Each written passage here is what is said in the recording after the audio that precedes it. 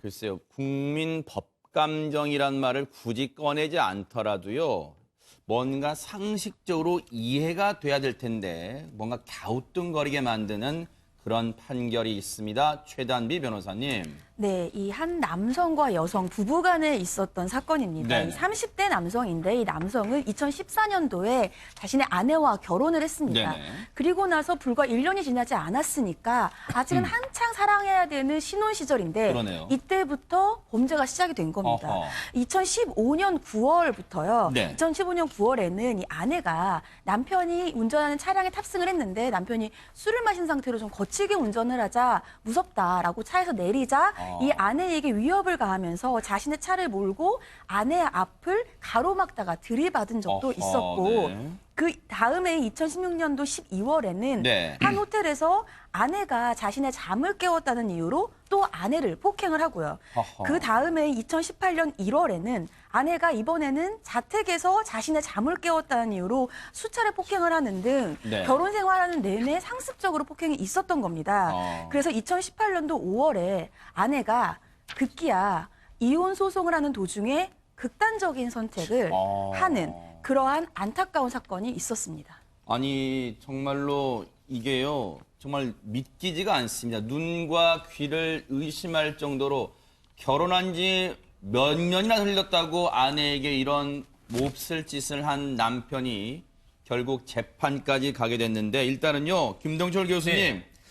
일단은 아내가 잠을 깨웠다는 이유로 폭행도 하고, 뭐, 이 음주운전이 걱정된다고 내리니까 차로 들이받기도 하고, 위협도 가하고, 결국 그러다 보니까 평소 우울증을 앓고 있던 이 아내분이 극단적 선택을 하게 됐는데, 혹시 남편의 어떤 상습적인 폭행도 영향을 좀 미쳤을까요?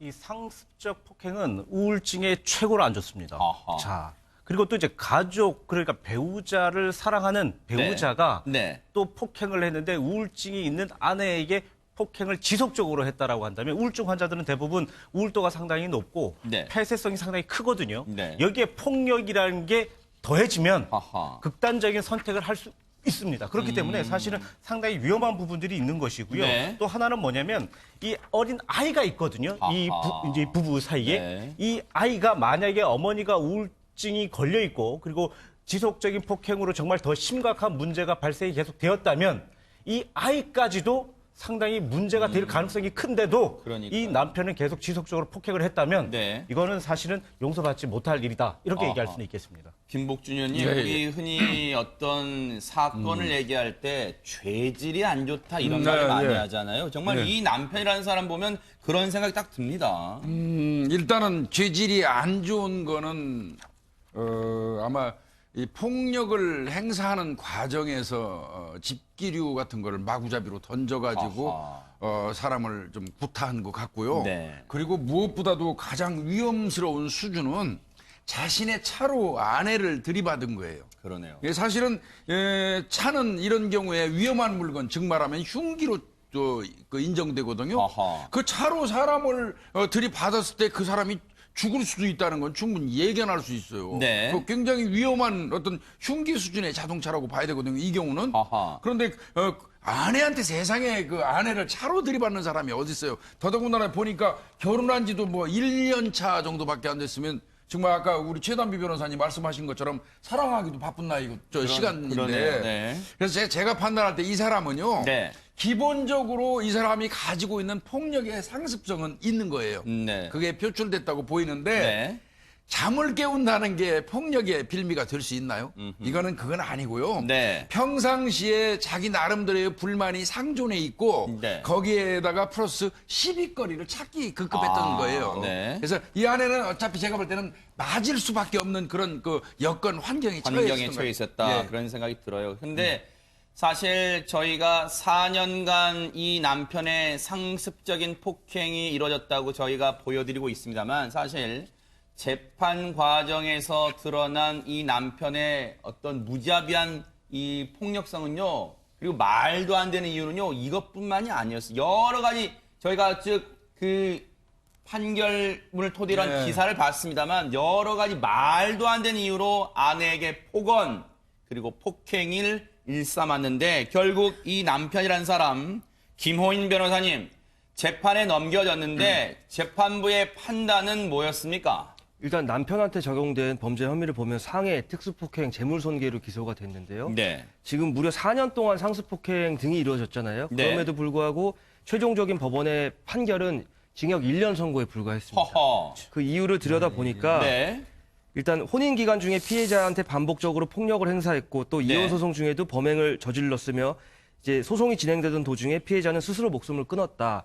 다만 이 피해자가 스스로 목숨을 끊은 것이 전적으로 이 피고인의 범행으로 기인한 것은 아닌 것으로 보인다라는 것이 양형 사유입니다. 이해가 안 이게요, 되죠. 최단비 변호사님. 네. 저는 이런 판결문을 볼 때마다 재판부가 물론 일부러 그런 건 아니겠습니다만 무슨 국민들의 국어 독해 능력을 테스트하는 것 같아요. 이게 무슨 말입니까 대체? 일단 법감정에 맞지 않는 판결입니다. 그래서 대부분의 이 국민들께서 보시는 시청자분들께서 이해가 잘 안 가실 거예요. 근데 그래도 굳이 이 판결을 이해를 해보자고 한다면 네네. 첫 번째로 이 피해자인 아내가 사망한 원인이 이 남편의 폭행이 일부 원인이지 아하. 전부 기인한 건 아니라는 겁니다. 그 이유는 지금 현재 남편은 상해와 특수폭행과 재물 손괴로 기소가 돼 있지만 이것이 만약에 사망이 이 남편의 폭행으로 인해서 전적으로 기인한 것이라면 예를 들면 상해치사, 네. 폭행치사까지 되는데 그럼 형량이 굉장히 높아지거든요. 그러니까 아하. 일단은 그렇진 않다는 겁니다. 네. 법정형이 일단 낮은 단계에서 시작을 했고 네. 두 번째는 법원이 판결 이유 중에 이렇게 쓰고 있어요.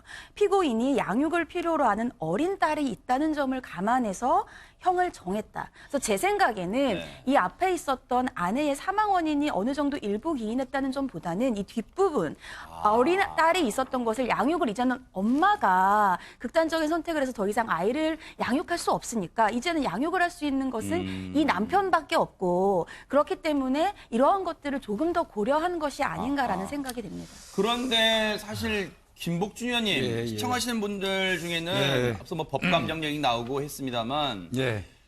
이 평소에 우울증을 앓고 있던 네. 아내라고 지금 했잖아요. 그런데 네. 그 우울증의 원인이 사실 결혼 전에는 멀쩡하다가 결혼과 동시에 상습적인 폭행, 남편의 어떤 네. 위협 이런 것 때문에 우울증이 왔을 수도 있잖아요. 그러니까 두 가지 형태로 봐야 돼요. 네.